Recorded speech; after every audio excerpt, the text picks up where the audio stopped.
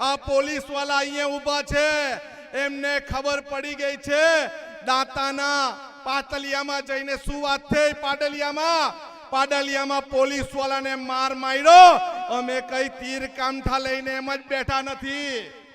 અમે પોલીસ જ્યાં હોય તો સાંભળી લઈ. અમે તીર કામઠા એમ જ લઈને બેઠા નથી. અમને ચલાવતા બી આવડે છે, માથા ફોડતા બી આવડે છે અને દંડા મારતા બી આવડે છે.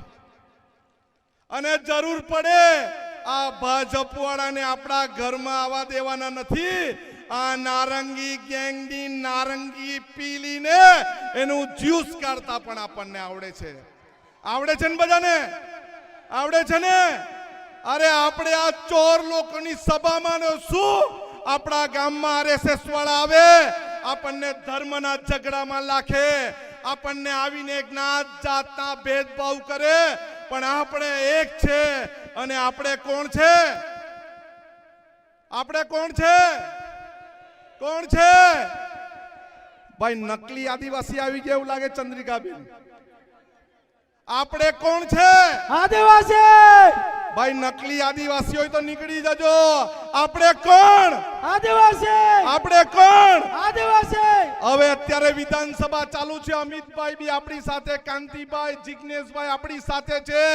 ખોટા આદિવાસીના ઘર ભેગા કરવા માટે, આદિવાસીના ખોટા પ્રમાણ પર અધિકારી બની ગયા હોય એને ઘર ભેગા કરવા માટે ચાલો ગાંધીનગર કરવું પડશે. કરવું પડશે ને?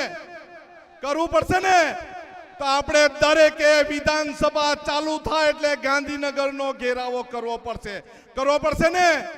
અરે દાહોદની જે વ્યવસ્થા કરવી પડે, અમારા પ્રમુખ સક્ષમ છે, વ્યવસ્થા કરશું. પણ ગાંધીનગર વાળાને આપણે બતાવી દેવાનું કે અમે નેપાળ વાલી પણ કરતા અમને આવડે છે. આવનારા દિવસમાં પાડલિયા વાલી પણ પોલીસ વાળા સાથે કરશું. અને આ સરકાર સાથે નેપાળ વાલી પણ અમે કરતા ડરવાના નથી. આપણા નેતા રાહુલજી ગાંધી શું કહે છે ખબર છે? ડરો મત, લડો. અને આપણે કોઈના બાપથી ગભરાવાનું નથી. જમીનમાં એક કણ ડાંગર નાખીને હજારો કણ ડાંગર ઉગાવતા અમને આવડે છે. અને અમને બધું જ તીર કામઠા ચલાવતા આવડે છે. અમે કોઈનાથી ડર્યા નથી, કોઈથી ડરવાના નથી, કોઈનાથી ઝૂક્યા નથી, કોઈનાથી ઝૂકવાના નથી. આ જન આક્રોશ યાત્રા જેમ જેમ આગળ વધશે, ગુજરાતમાં એક પણ ભ્રષ્ટાચારીને છોડવાનો નથી.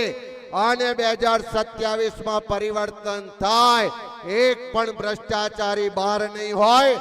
તમામને જેલના સળિયા પાછળ નાખવાના સંકલ્પ સાથે યાત્રા લઈને નીકળ્યા છે.